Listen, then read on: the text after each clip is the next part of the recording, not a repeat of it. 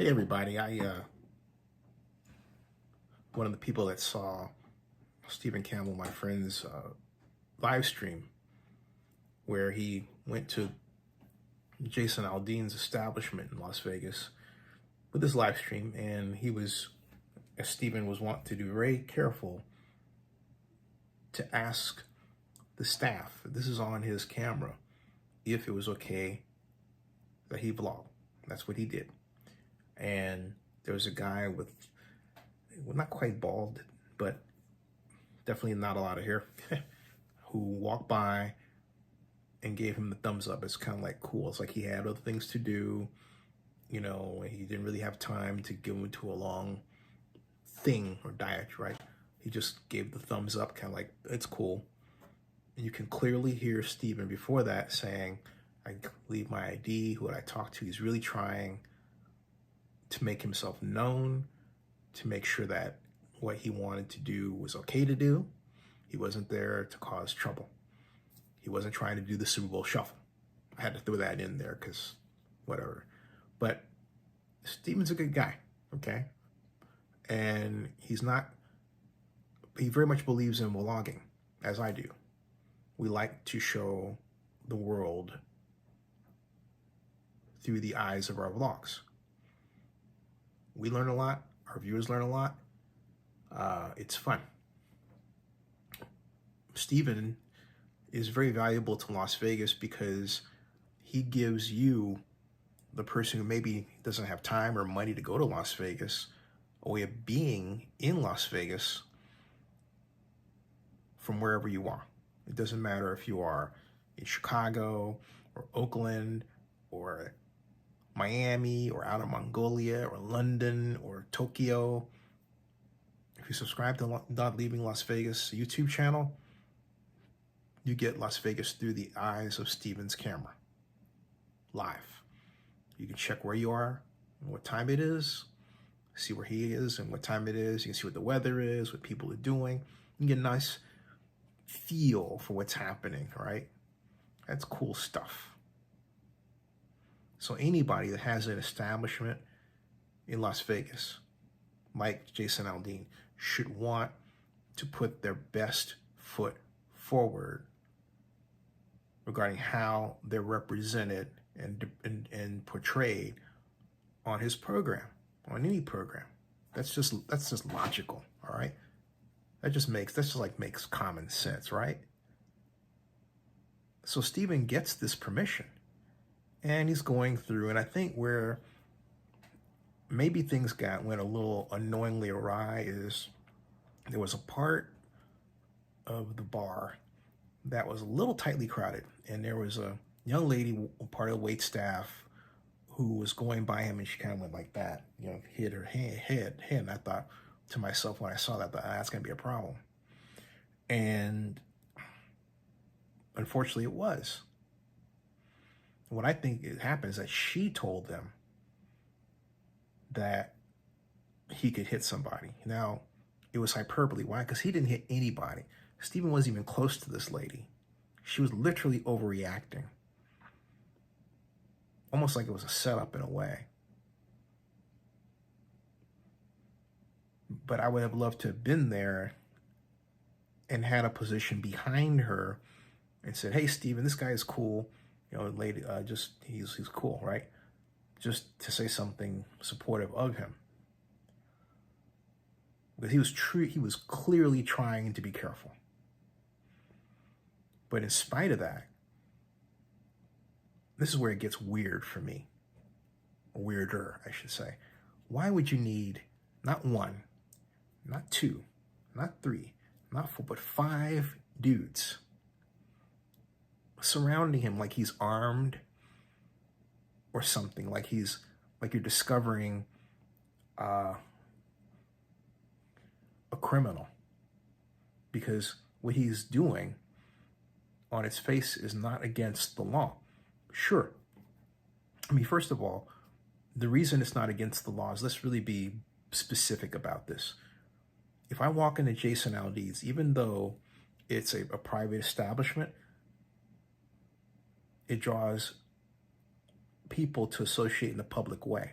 In other words, I can go in there and I don't have the right to privacy in terms of whether or not I want to be seen, because when I go in there, I'm going to be seen by people I don't know. People can walk in and walk out. You don't need a membership. You can walk in, take a look around, and walk out. Someone might say, excuse me, are you looking for a table? Something like that. And you can say, hey, I just want to look around. They go say, okay, go ahead. So that is a public place for all practical purposes. People have a right to assume that they're going to be seen. And because it's a tourist attraction, those people should expect to be photographed by someone inadvertently. And if that's not what you want, then guess what? You need to have a sign that says that, or maybe you need to collect the cell phones at the door. I'm telling you, if you do that, you're not going to have any patrons. Okay? So maybe there's a concert, it's different, you can master that. But no concert, no patrons. Your money goes down. That's a fact. So anyway, Stephen's going along, goes around, goes outside. But then, and I know prior to that, I remember it seemed like he was getting nervous. He knew something was happening because it's sort of like this cloud was forming spiritually. Because that's how I felt, like the devil was afoot. And next thing you know, he's talking to these guys behind him. And there's another guy that appears in front of him. The guy that makes up the front thumbnail of this video. And there's another guy. Steve is not a big guy, so they're all bigger than he is. And they're threatening him. But by their approach, by their questioning. Now, Stephen wanted to know how the engagement should be. And I told him when we were texting, I said, okay, what I would have done in that situation, I would have said to everybody, hey, folks, I need to straighten this out because there's a misunderstanding. I'll be back. And I would turn off the live stream. And then I would have said, hey, gentlemen, I think there's a misunderstanding here. I'm happy to, show you the person that said I could do this. Now, if you want me to leave, I'm gone. No, don't worry about that. But I would like to stick around. I don't need to film. Okay. I said that I would just like to check out the place, maybe have some food or something like that, and just get a feel for it. Now, under those circumstances, they should have no issue with saying, oh yeah, no problem. We just didn't want you, filming if you didn't have proper insurance. So they mentioned that. Now, at that point, if you did have insurance, so I said to Stephen, I have liability insurance. I just take my phone and say, hey, here's my liability insurance. My company has liability insurance. And I told Stephen, hey, get your liability insurance just to get out of situations like that. Okay. Because some people, but the bottom line is that Jason Aldean's people, and this is why I tagged Stephen Hill in my first tweet about this, is ultimately Las Vegas Convention and Visitors Authority. They've been doing this, see no evil, hear no evil, speak no evil on it. They have no vlogger policy, and yet you have a lot of vloggers that are really doing a great service to Las Vegas, and they do not at all deserve the treatment they get from establishments like Jason Aldean's or anybody, or even on the street. They need to be made official. And Stephen Hill, that is where you come in, my friend. He is the president of the Las Vegas Convention and Visitors Authority, and a great one at that. And I wrote him about this before, and he didn't disagree with me. He's just, busy trying to remake Las Vegas economy for the future. I get that. But Stephen, in this instance, I believe these vloggers are key to help you do that. Because they are essentially your eyes capturing Las Vegas for others to see around the world. And that should be embraced. You should have special coupons they can have, specially sanctioned registration, so that when they walk into an establishment like Jason Aldean's, everybody knows who they are. They get special treatment.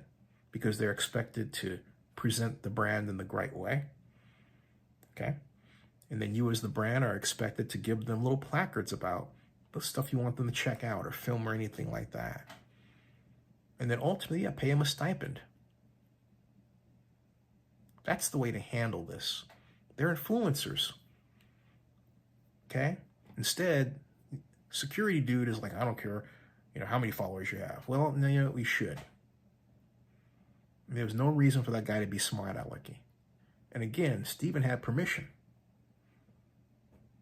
Those guys should have checked that out. So Stephen, 100% behind you. I feel you. You asked how I would have done it. That's how I would have done it. But I understand why you did what you did and the way you said it, because you're making a case, because you were shocked. Because also you had permission. You had the right to expect to be treated right. See, I'm older and I give up the idea that people do common sense things. Most of the time they don't. So, me, Zenny62, who is 62, who's vlogged since I was, 44, looks at people a different way. It's their establishment. It really is their establishment. If they say, hey, stop, I stop. That's the way that I look at it. If I want change, then first of all, I adhere to their rules and instructions, and then I negotiate. I don't negotiate after they've said I broke a rule. Well, hey, I broke your rule, but somebody else said that's okay. That doesn't work with them. Those dudes, that didn't work with them. Why? Because I believe that waitress that you passed by that did this, I think she's the one that was the starter on this stuff. Okay? Heck, maybe she's maybe her witness protection plan time frame ran out. Who knows? Okay? But the bottom line is, you have to respect the establishment. That's paramount. But they do owe you an apology. And I really asked Stephen Hill to weigh in on this and Las Vegas Stadium Authority. And I think that Las Vegas Stadium, I said Las Vegas Stadium Authority. I'm sorry, man, it's a long day. I'm at the Las Vegas Convention and Visitors Bureau. Las Vegas Stadium Authority, Stephen Hill is also the chairman of that. Okay. So anyway, but I believe that the Las Vegas Convention and Visitors Authority should really set up a special program that recognizes Las Vegas vloggers and allows them to register. It doesn't matter if they live in Las Vegas or not. No, I vlog about Las Vegas. I would love to register, be one of them. I love Las Vegas.